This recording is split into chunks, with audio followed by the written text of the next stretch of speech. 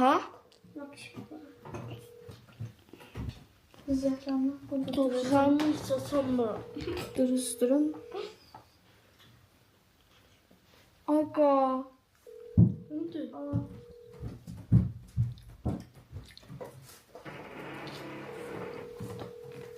O kadar adam ki saçımı yedim maşallah Maşallah. mənə. Can.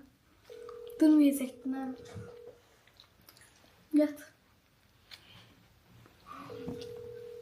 Dəqiq kebab yeməyəcəksən, satdığı kebab çəkəcəklər. Hı.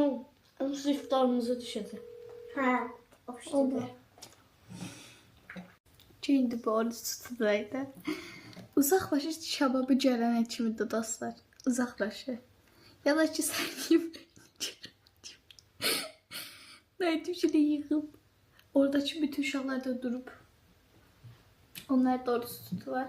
Əsad yəni cüsümdən geri qalmaqla. Cüsüm də tutur. Yatır. Ha. Tutur. Hı. Bu arada Allah bütün tuttuğu oruçları kabul etsin. Muah, öptüm. Gittim ben yatmaya. Mua. Muah. Gittim ben yatmaya. Önce.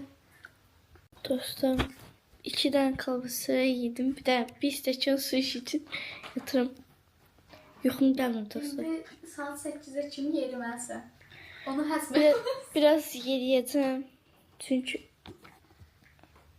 bu ne diye? Ha, çünkü kusabilirim.